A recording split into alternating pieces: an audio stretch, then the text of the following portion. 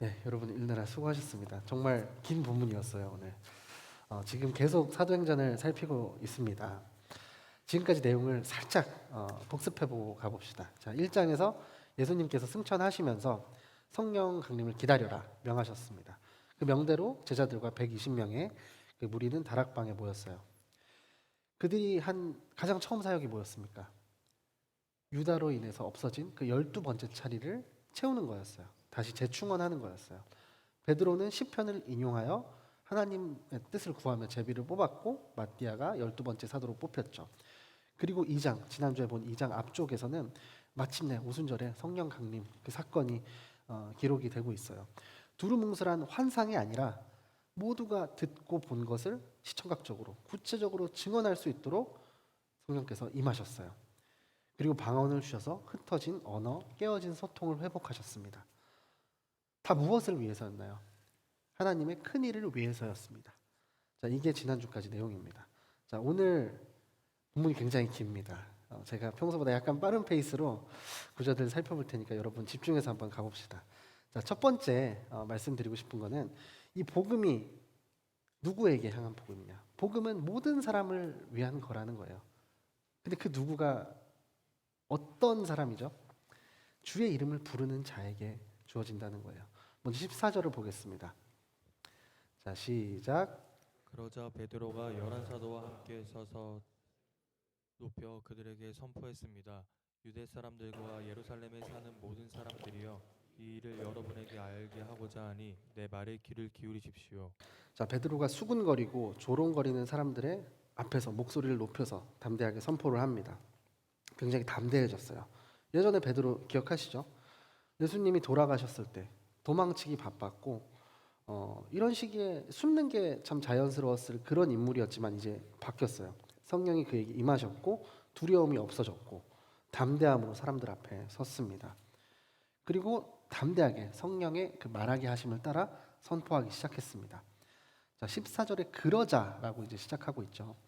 왜냐하면 13절의 내용이 그들이 세술에 취했다, 이렇게 사람들이 수군거리고 조롱하였기 때문이에요. 베드로가 그것에 대해 반박을 합니다. 사람들 안에 생겼을 오해를 먼저 이제 풀어주고 가는 거죠. 15절에 보니까 지금은 오전 9시니 여러분 생각처럼 이 사람들이 술에 취한 것이 아닙니다 라고 해요. 다른 번역에서는 뭐 제3시, 아침 9시라고 지금 표기가 되어 있는데 무슨 이야기인가요? 당시 유대인들은 그 보통 오전 10시쯤에 아침을 먹었다고 해요. 그리고 그 식문화에 포도주를 곁들여 먹는 문화가 있었잖아요. 그러니까 아침에 곁들이는 포도주도 먹지 않은 아직 9시다라고 얘기를 하는 거죠. 그리고 나서 자신들에게 일어나고 있는 이야기들을 언급합니다. 베드로는 너희가 조롱하고 있는 것이 사실은 우리한테 엄청난 자랑이라고 그런 뉘앙스로 선포를 하는 거예요. 여러분, 세상 사람들에게 조롱거리일지 몰라도 주님의 살아계심을 선포하는 것이 자랑이어야 될 줄로 믿습니다. 자, 16절을 이어서 볼게요. 다만 이 일은 예언자 요엘을 통해 말씀하신 것입니다. 자, 우리 금쪽이 제자였잖아요, 베드로가. 너무 변했어요. 사도행전 1장에서 그 12번째 사도를 재선출할 때 처음으로 성경을 인용했어요. 이제는 뭐 아주 자연스럽게 또 인용을 합니다. 이번에는 요엘서예요. 요엘서 2장입니다. 베드로는 요엘서 본문을 거의 그대로 인용하고 있어요. 자기의 뭐 어떤 생각을 첨언하지 않고 거의 그대로 하고 있어요. 지금 일어나고 있는 일이 예전에 요엘을 통해 말씀하신 하나님의 그 말씀이 성취되고 있다, 이런 의미겠죠. 이것이 베드로가 강조하려던 포인트였어요. 우리가 알든 모르든 하나님께서 작정하신 뜻에 따라 일하고 계시다는 거예요. 그분에 대한 말씀을 구약을 이제 인용해 선포할 건데 그 와중에 내 뜻이나 어떤 내 생각이 들어가 있지 않다. 지금 일어나고 있는 모든 일, 그 100% 일이 성령 하나님의 섭리와 역사 가운데 지금 우리 눈앞에서 펼쳐지고 있다, 이렇게 이야기하는 거예요. 자, 이어서 17절, 18절을 보겠습니다. 자, 시작. 하나님께서 하나님께서 말씀하셨습니다. 마지막 날에 내가 내 영을 모든 육체에 부어주겠다. 그래서 너희 아들들과 너희 딸들은 예언을 하고 너희 젊은이들은 환상을 보고 너희 나이 든 사람들은 꿈을 꿀 것이다. 그날에 내가 내 남종들과 여종들에게도 내 영을 부어주겠다. 그래서 그들이 예언을 할 것이다. 네, 베드로가 서서 사람들에게 이제 큰 소리로 선포를 하고 있어요. 이 담대함 그리고 이 생긴 지혜들, 성경을 정말 적절하게 인용을 하고 있잖아요. 이 지혜가 성령님의 임재 때문이었어요. 자, 이런 일은 베드로에게만 국한되지 않을 거라고 이제 이야기를 합니다.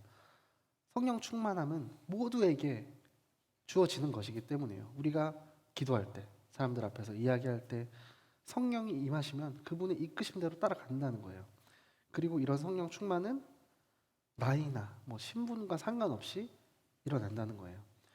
하나님의 영이 임할 때 젊은 사람만 환상을 보고 늙은이는 꿈을 꾸는 그런 방식으로 드러나는 건 아닙니다. 오해 안 하셨으면 좋겠어요. 자녀들, 젊은이들, 나이 든 사람들, 남종, 여종 언급한 건 어떤 특정 계층이 아니라 모두에게, 사도행전의 주제가 그렇잖아요.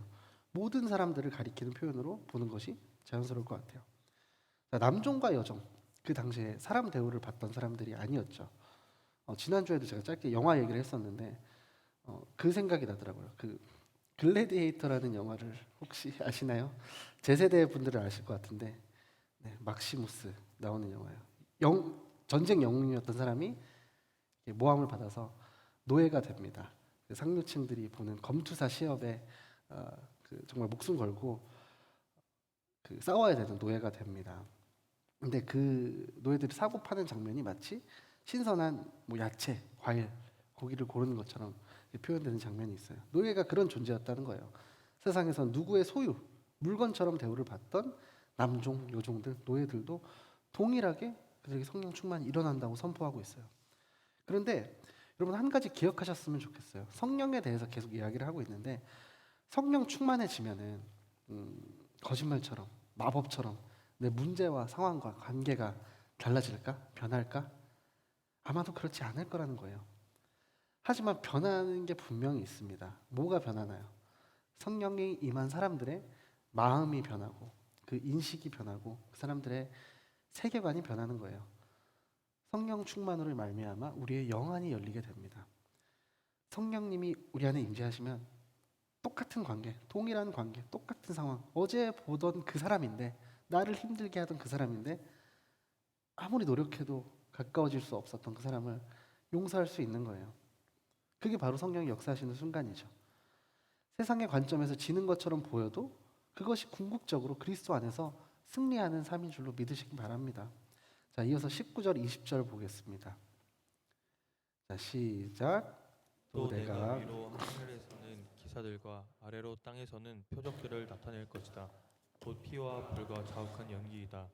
주의 크고 영화로운 날이 이르기 전에 해가 변해 어둠이 되고 달이 변해 피가 될 것이다. 아멘. 자, 주의 크고 영화로운 날, 심판의 날을 가리키는 거죠. 피와 불과 자욱한 연기가 난다고 합니다. 제가 또 아포칼립스 배경의 영화도 되게 좋아하는데 그런 배경이 막 그려지는 것 같아요. 핵전쟁 이후에 세상의 문명이 막 파괴되고 무너질 것 같은 그런 이미지잖아요. 연기가 자욱하고. 그날은 주님의 일을 조롱하던 사람들에게 굉장히 힘든 날이 될 거예요. 주님 앞에서 제대로 서기도 어려울 거예요. 희망이 없는 절망만이 가득한 세상에서 기쁨으로 설 사람들이 있겠죠. 그게 누구예요? 21절 함께 보겠습니다.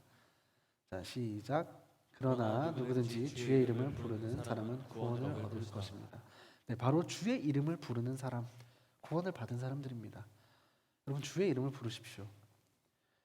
이 주의 이름을 성경에서 가장 최초로 하나님의 이름을 불렀을 때가 언제였는지 아시나요? 창세기 4장 26절을 한번 같이 보도록 하겠습니다. 자, 시작. 셋도 아들을 낳아 그 이름을 에노스라 했습니다. 그때 사람들이 비로소 여호와의 이름을 부르기 시작했습니다. 자, 가인이 동생 아벨을 죽였어요. 죄를 범함으로 하나님을 떠났을 때 하나님께서 다시 아담에게 아들을 주셨는데 그 이름이 셋이었어요. 셋이 아들을 낳았고 그 아들 이름이 에노스였습니다. 그리고 그때 사람들이 비로소 여호와의 이름을 불렀다고 기록이 되어 있어요. 근데 에노스의 이름의 뜻이 좀 흥미로워요. 원어로 아나시라고 하는데 깨지기 쉬운, 약한 사람, 연약하여 부서지기 쉬운 이런 뜻을 가지고 있다고 해요. 문맥과 함께 보면은 죽을 수밖에 없는 사람, 없는 존재입니다. 자기 아들을 에노스라고 이름 지은 때 사람들이 비로소 여호와의 이름을 불렀다고 한 게 무슨 의미가 있을까요? 자, 순서를 바꿔서 생각해 봅시다. 내가 누구인지 알게 되면 내가 깨지기 너무 쉬운 연약한 존재, 필연적으로 죽을 수밖에 없는 존재임을 자각할 때 우리는 여호와의 이름을 부를 수밖에 없게 되는 거예요. 하나님께서 죄를 범한 죄인인 우리 인간은 반드시 육적으로 영적으로 죽을 수밖에 없다는 그 사실을 알았지만 그 인생의 영원한 생명을 주시는 분이 바로 우리 구주 되신 예수 그리스도다. 여호와 하나님이다. 이름을 불러야 한다. 이걸 역설하고 있는 거죠. 그 의미를 베드로가 요엘서를 빌어 다시 한번 이야기하고 있는 거예요. 우리가 주님의 이름을 부르는 것은 내가 하나님 앞에서 죄를 범함으로 영원히 죽을 수밖에 없었지만 그 죄에서 나를 건져주실 분 또한 주님밖에 없다. 이렇게 부르는 거예요. 내가 죄인임을 인지하고 인정하고 그분 앞에 회개함으로 나아가는 것이 그 첫 단계가 주의 이름을 부르는 것입니다. 자, 한국의 기독교 문화에 되게 독특한 것이 있습니다. 제가 이제 외국에 나가 봤더니 일단 첫 번째로 새벽 기도가 있는 나라가 별로 없더라고요. 새벽 기도가 별로 없어요. 두 번째로는 통성 기도를 같이 잘 하지 않아요. 거의 유일무이할 거예요. 그래서 뭐 백인 친구들, 뭐 흑인 친구들이 같이 뭐 기도할 일 있으면은 우리 지금 코리안 스타일로 할까? 그러면 통성 기도 하자는 거예요, 진짜로. 왜냐하면 이렇게 한 명씩 턴을 돌아가면서 하더라고요, 거기는. 그러니까 기도를 나도 온전히 듣고 싶다 이런 의미래요. 그리고 마지막으로 이게 저는 한국 기도 문화의 좀 정수인 것 같은데 주여 부르짖는 게 다른 나라에는 없더라고요. 제가 중등부 때였던 것 같아요. 처음 금요 철야를 가서 주여 부르는 거를 제가 경험을 했어요. 굉장히 이게 참 오랫동안 익숙해지지가 않았거든요. 근데 이제 시간이 들고 나니까 이게 참 좋아지더라고요. 기도가 안 나올 때 그냥 주여 주여 부르짖는 것만 해도 그 안에 참 표현하기 어려운 갈급함, 주님을 향한 그 마음들이 다 담기는 경험들을 하곤 합니다. 그 여러분의 마음을 만져주시는 그 경험을 하시길 바래요. 주여 이름을 부를 때요. 여러분, 우리는 주의 이름 없이는 살 수 없는 존재들이에요. 실패와 낙담이 나를 둘러싸고 있는 그 절망의 상황에서 부를 수 있는 것은 단 한 분밖에 없습니다. 우리가 할 수 있는 것은 주의 이름을 부르는 거예요. 그렇게 주를 찾는 사람들에게 주님은 구원으로 화답을 하십니다. 자, 첫 번째 메시지가 모든 사람을 향한 복음이다. 누구에게? 주의 이름을 부르는 사람에게라고 말씀드렸어요. 그럼 이 복음은 누구를 통하여 성취되었는가? 두 번째 메시지입니다. 예수님을 통해 성취됩니다. 이어서 22절에서 24절 한번 보도록 하겠습니다. 자, 시작. 이스라엘 사람들이여 이 말을 들어보십시오. 여러분이 아는 바와 같이 나사렛 예수는 하나님께서 그를 통해 여러분 가운데서 베푸신 능력들과 기사들과 표적들로 여러분에게 증언하신 분입니다. 이 예수는 하나님께서 정하신 뜻과 미리 아심에 따라 내주셨고 여러분은 법 없는 사람들의 손에 빌려 그분을 십자가에 못 박아 죽였습니다. 그러자 하나님께서는 죽음의 고통에서 풀어 그분을 살리셨습니다. 왜냐하면 그분은 죽음에서 사로잡혀 있을 수 없기 때문입니다. 자, 이 세 구절은 예수님에게 일어난 일들을 서술하고 있는데 흥미로운 건 이 세 문장의 주어가 모두 하나님이라는 거예요. 하나님이 여러 이적을 통해 예수님을 메시아로 드러내셨고 하나님이 그런 예수님을 죽음에 넘기셨고 그 하나님께서 예수님을 죽음에서 건져내셨다는 거예요. 이야기를 듣고 있는 청중이 누굽니까? 대다수의 유대인들은 이 일련의 사건들에 대해서 알고 있었을 거예요. 적어도 팩트로 일어난 이 일들에 대해서는 알고 있었을 거예요. 하지만 안 보이는 곳에서 계셨던 그 하나님의 뜻까지는 몰랐을 거예요.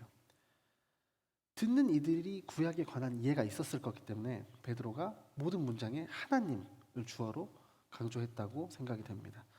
그래서 하나님의 절대 주권은 구약에 능통한 이스라엘 사람들이 공감할 수 있는, 같이 이해할 수 있는 신앙적 전제였기 때문이죠. 자, 청중과 공감대를 형성했어요. 그들의 마음을 열고 복음이라는 씨앗을 심고 있습니다. 앞서 요엘서를 인용했던 베드로가 이제는 시편을 인용합니다. 25에서 28절까지 보도록 하겠습니다. 자, 시작.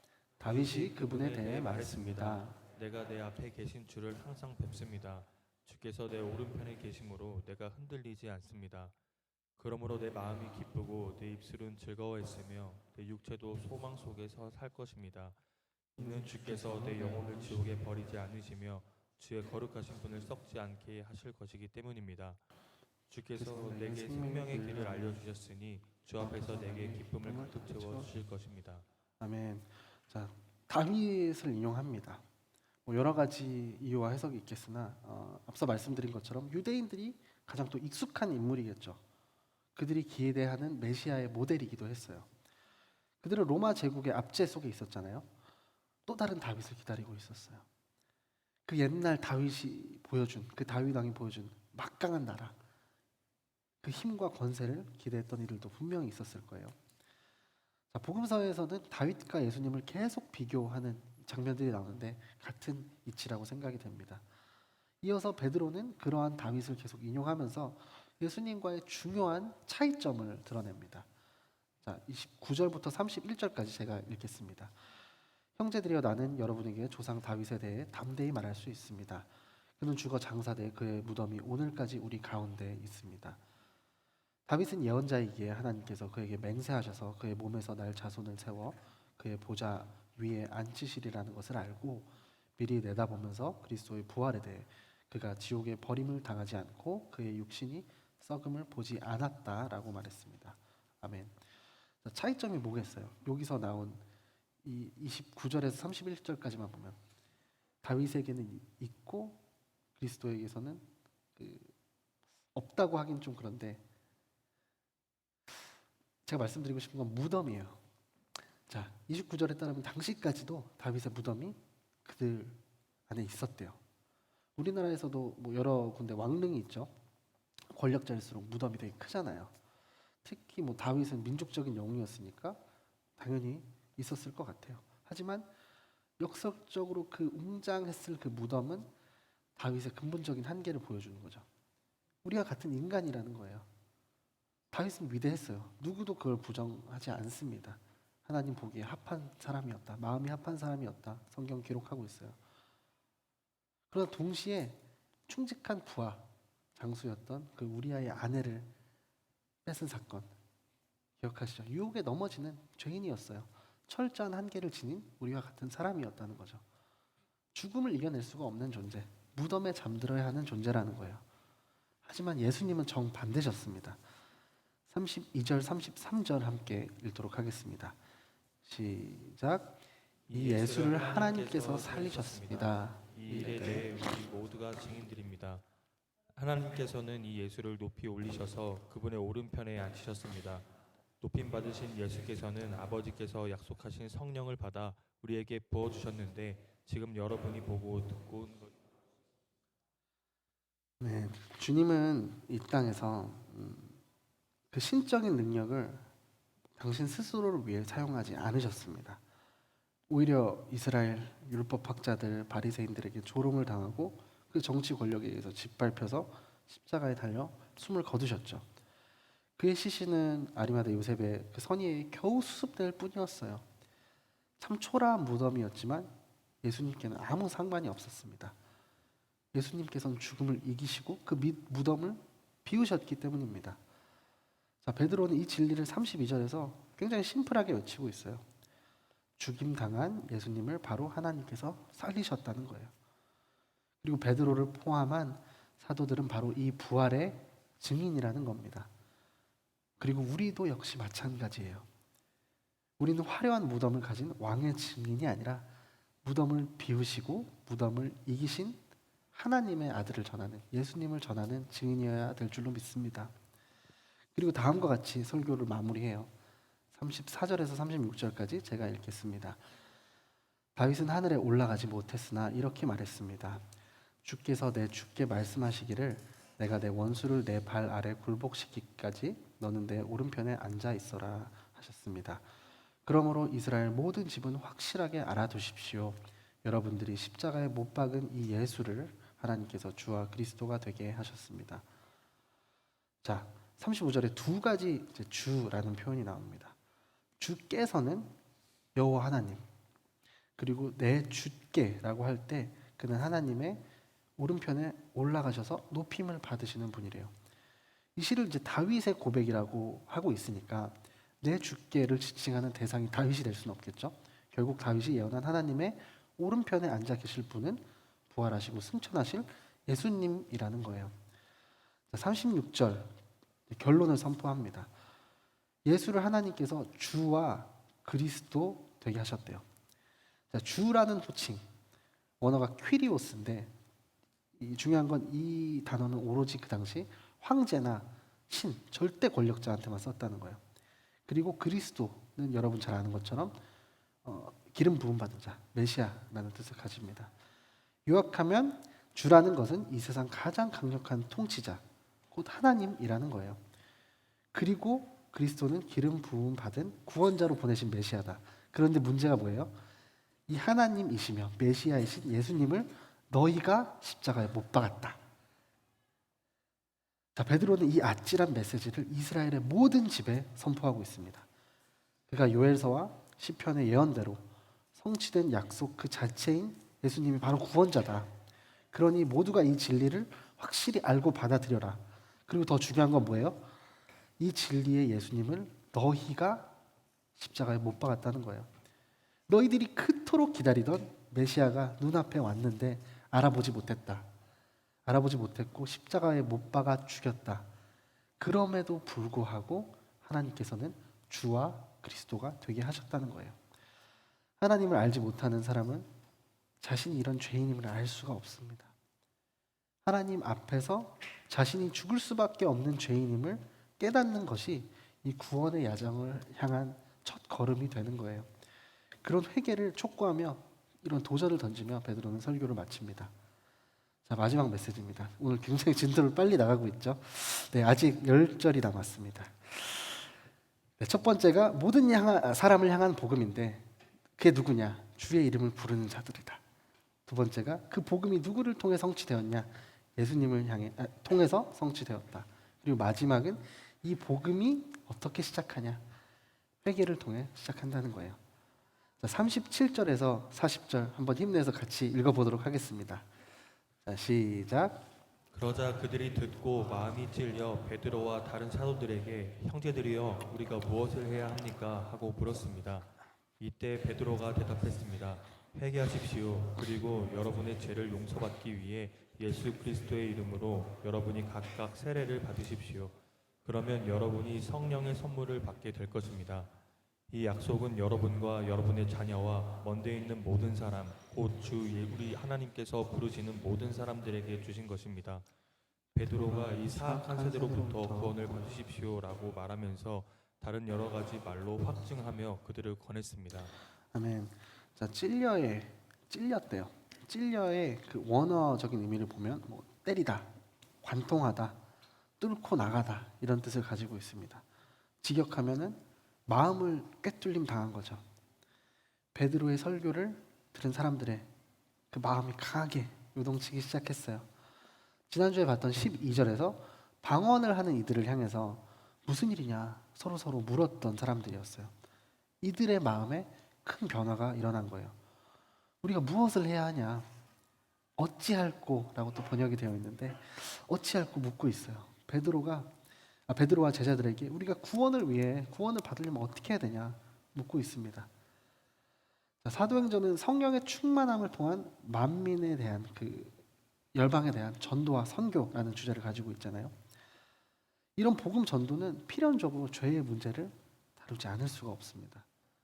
인간에게 왜 예수와 십자가가 가지고 있는 그 본질을 알려줘야 돼요. 죄와 죽음의 문제를 빼놓고 복음은 전달이 될 수가 없습니다. 그 복음이 제대로 전해졌다면 뭐예요? 들은 사람은 마음에 찔림이 있어야 돼요. 그럼 이제 어떻게 해야 되나요? 어떻게 해야 그 죄와 죽음으로부터 구원을 받을 수 있나요?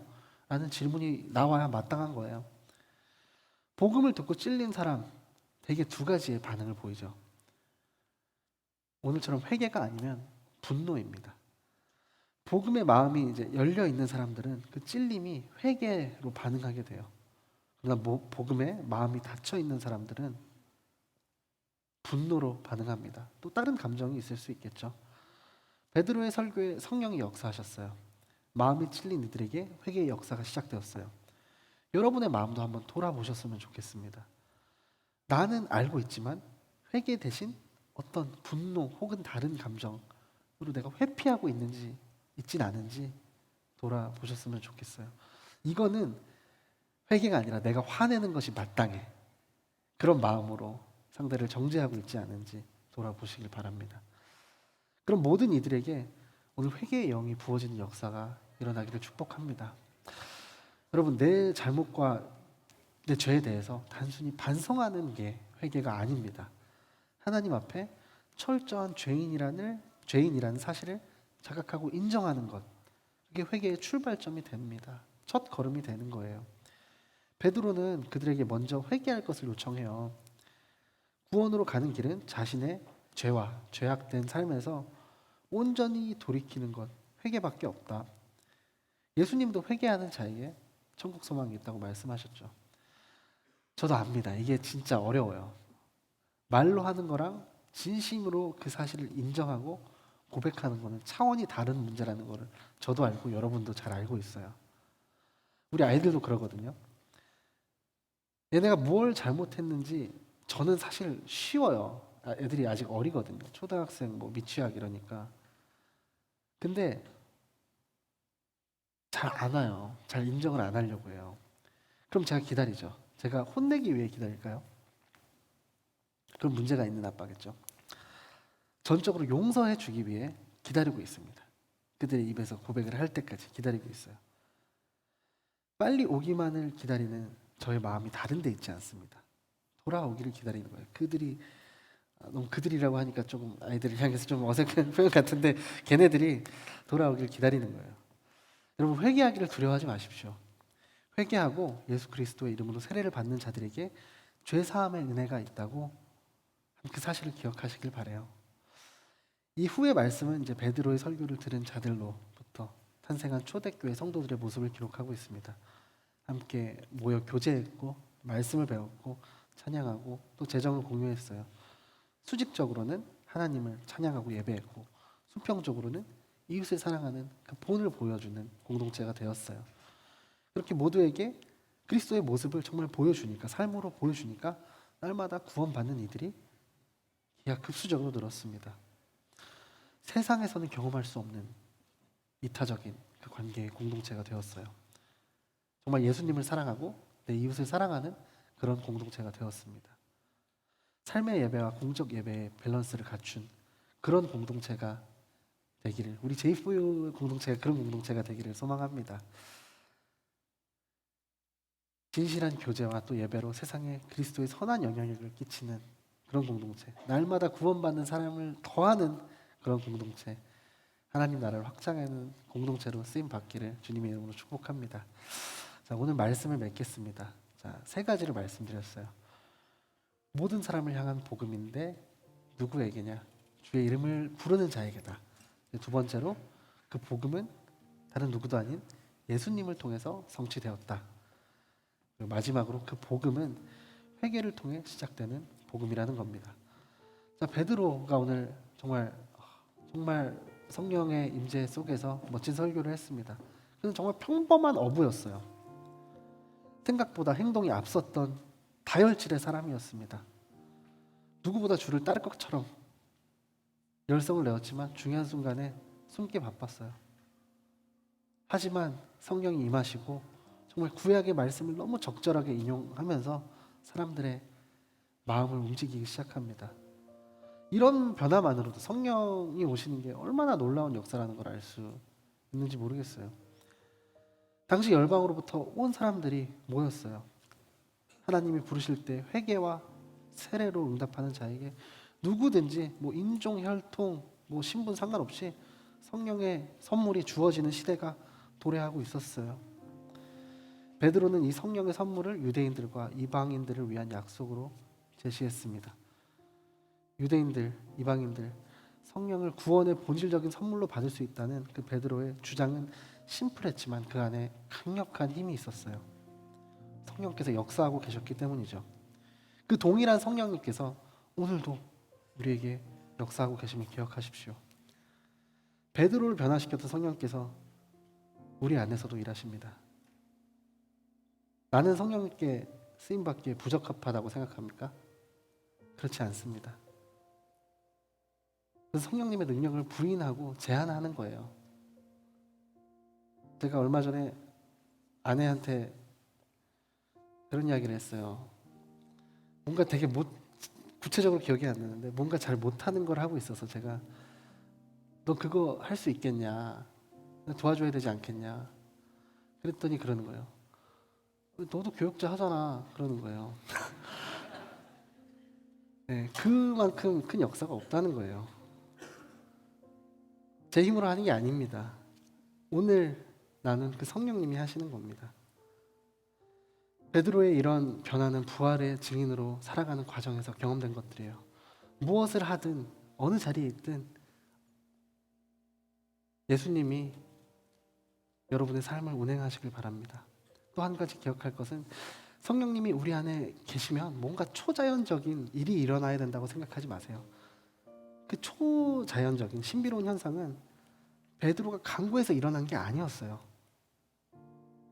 하나님의 섭리대로 필요했기 때문에 보여주신 거예요. 베드로가 한 것은 그 상황을 하나님의 말씀으로 해석한 거예요. 모든 것은 하나님의 주권에 달려 있습니다. 그런 주를 의지하는 온전한 믿음이 우리에겐 필요한 거예요. 여러분 주의 이름을 부르셨습니까? 주의 이름을 부르셔서 구원 받으셨습니까? 여러분의 마음에는 그렇다면 성령님께서 계신 줄로 믿습니다. 그 성령님께서 그 말씀의 빛을 통해 이 어지러운 세상을 바로 볼 수 있도록 그 영안을 열어주시길 소망합니다. 매일의 삶에서 베드로에게 역사하셨던 그 성령님이 여러분에게도 역사하시길 소망합니다. 오늘 제목이 첫 걸음이에요. 첫 교회, 초대교회 탄생, 강력한 성령 강림의 역사, 베드로의 첫 설교. 모두 구원을 향한 개인과 교회에 대한 메시지였고 촉구였습니다. 그리고 이 모든 것이 회개에서 시작됩니다.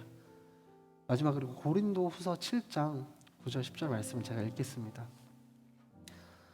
지금 내가 기뻐하고 있습니다. 왜냐하면 여러분을 근심하게 했기 때문이 아니라 그 근심으로 회개하게 됐기 때문입니다. 여러분은 하나님의 뜻대로 근심한 것이므로 결국 여러분은 아무것도 손해를 볼 것이 없습니다. 하나님의 뜻대로 하는 근심은 구원에 이르는 회개를 가져오므로 후회할 것이 없습니다. 여러분, 내가 죄인임을 자각하고 인정하시길 바랍니다. 그럴 때 주님의 이름 부르세요. 성령님을 부르세요. 성령을 초청하세요. 부르시면 보내달라고 간구하면 성령님이 찾아오실 것입니다. 우리 그 마음으로 함께 일어나서 찬양하도록 하겠습니다.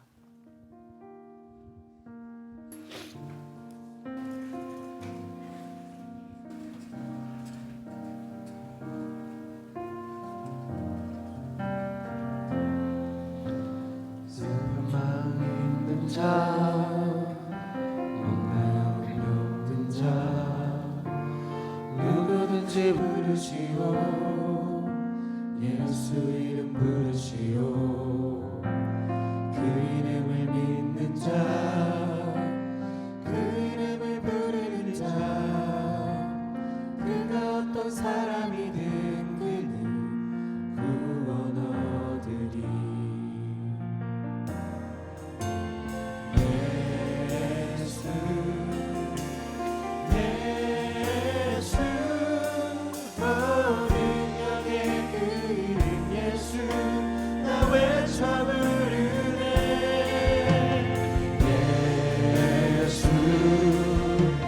예수 구원의 그 이름 예수 나 외쳐 부르네 예수 그리스도 이절로 고백합시다. 영광은 내게 없으나 나 가진 건 너에게 주니 능력의 이름 예수라 그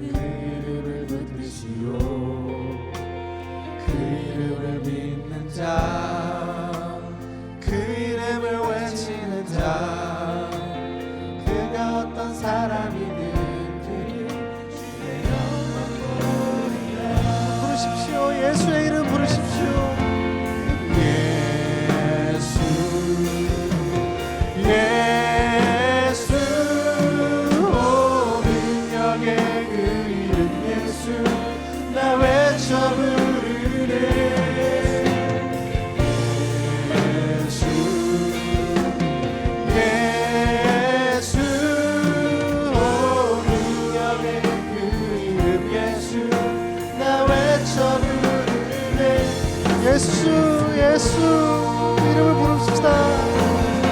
예수, 예수님 주여.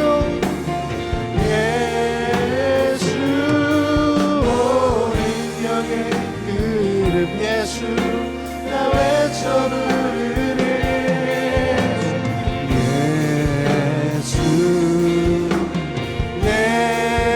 예수 오 구원의 그 이름 예수 나 외쳐 부르네. 우리 마지막으로 한 번 더 고백하겠습니다. 예수, 예수 그 이름.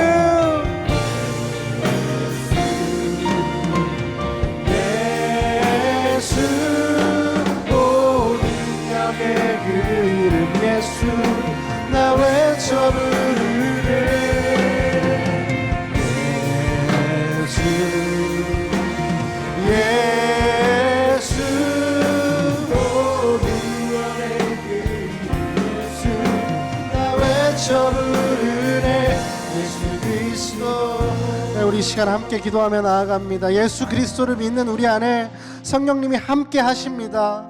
우리가 구원을 받은 것도 다른 어떤 것도 아닙니다. 예수 그리스도를 믿음으로 구원을 받은 것이고 성령님을 선물로 주셨습니다. 성령이 우리에게 찾아오신 이유는 우리가 예수 그리스도의 증인으로 살아갈 수 있도록 그 권능을 주시기 위함입니다. 주님, 성령 강림을 통하여 제자들이 하나님의 크고 놀라운 일을 전한 것 같이 성령을 받은 우리들도 담대하게 그리스도의 복음을 전하게 하여 주시옵소서. 하지만 우리 이 시간 먼저 기도할 때는 먼저 회개함으로 나아가셨으면 좋겠어요. 내가 죽을 수밖에 없었던 죄인임을 고백하며 나아가길 원합니다. 나는 도저히 죽을 수밖에 없었어요. 관계가 끊어졌습니다. 하지만 예수 그리스도로 말미암아 우리는 그분께 다시 나아갈 수 있는 다리가 놓여졌습니다. 죄의 사슬에 묶여 있었던 나의 모습을 이 시간 고백합니다. 주님, 이 시간 모든 건 내려놓고 다시 한번 주님 앞으로 나아갑니다. 정결한 예배자의 마음 부어 주시옵소서. 회개의 영을 부어 주시옵소서. 주님, 나의 뜻이 아닌 그리스도의 하나님의 뜻을 품게 하여 주시옵소서. 내가 이 시간 회개하며 나아가오니 주님, 다시 한번 나의 마음을 정결케 해달라고 우리 주의 이름 한번 부르며 기도하며 나아갑니다. 주여, 주여, 주님, 주님, 우리가 예수의 이름으로 부르며 나아갑니다. 주님, 주님, 우리가 눈물로 나아갑니다. 주님, 주님, 예수의 이름을 부르며 나아갑니다. 주님, 회개의 영을 부어주시옵소서. 도저히 그리스도가 아니면 우리는 육적으로 영적으로 죽을 수밖에 없었던 존재임을 고백하며 나아갑니다. 하지만 그 끊어진 다리를 그리스도께서 다시 놓아주셨습니다. 다리는 어떤 것도 아닙니다. 오직 예수 그리스도의 이름을 부름으로 말미암아 다시 겸허히 하나님 앞으로 나아갑니다. 이 시간 당신 앞에 다시 한번 무릎을 꿇습니다. 주님, 정결한 마음 부어주시옵소서. 예배자의 영을 부어주시옵소서. 회개의 영을 부어주시옵소서. 회개함으로 다시 한번 주님 앞으로 나아갑니다. 주님 한 분만으로 만족해 하여 주시옵소서. 내 삶의 주관자, 통치자는 오직 그리스도 한 분뿐임을 고백합니다. 주님, 주님 고백합니다. 주님, 회개의 영을 부어주시옵소서. 회개의 영을 부어주시옵소서. 주님, 주님 회개하여 주시옵소서. 주님, 다시 정결한 마음 회복해 하여 주시옵소서. 아버지, 아버지, 아버지, 아버지, 나의 뜻과 계획이 아닌 하나님 나라의 뜻을 위하여 나를 사용하여 주시옵소서. 주님, 주님, 주님, 성령님의 기도 제목이 나의 기도 제목이 되게 하여 주시옵소서. 아버지, 아버지, 성령을 선물로 주셨습니다. 그 성령의 담대한 권능으로 말미암아 한 걸음 한 걸음 나아가게 하여 주시옵소서. 주님, 주님, 주님, 회개의 영을 부어 주시옵소서. 회개의 영을 부어 주시옵소서. 회개의 영을 부어 주시옵소서. 하나님, 회개의 영을 부어 주시옵소서. 회개의 영을.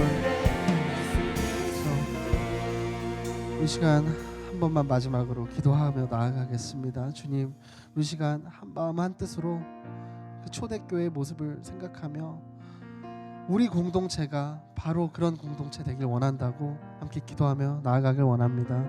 주님, 우리의 마음을 열어주십시오. 관계와 상황이 아닌 우리의 마음을 만져주십시오. 기도의 문을 열어주십시오. 다락방에 임했던 그 성령님을 기다리고 기대했던 그 공동체의 그 초대교회의 그 마음을 우리에게도 부어주십시오. 기도의 문을 열어 한 마음 한 뜻을 품는 공동체가 되게 하여 주십시오. 주님, 우리의 뜻이 아닌 하나님의 뜻을 함께 품고 하나님의 꿈을 꾸는 그런 공동체, 그런 J4U 공동체가 될 수 있도록 성령 하나님이 인도하여 주시옵소서. 회개함으로 다시 정결한 마음을 구하는 공동체, 서로의 허물을 덮어주고 용서하는 그런 공동체, 주님 한 마음으로 기도할 때 역사하실 성령님을 바라보며 함께 기도하는 공동체로 우리 공동체를 세워 주시옵소서. 나의 기도 제목이 아닌 성령님의 기도 제목을 함께 부르짖는 공동체로 우리 J4U 공동체를 세워주시고 사용하여 주시옵소서. 우리의 힘으로 할 수 없으니 성령 하나님 친히 간섭하고 개입하고 인도하여 주시옵소서. 우리 함께 주의 이름 부르고 기도하며 나아갑니다. 주여,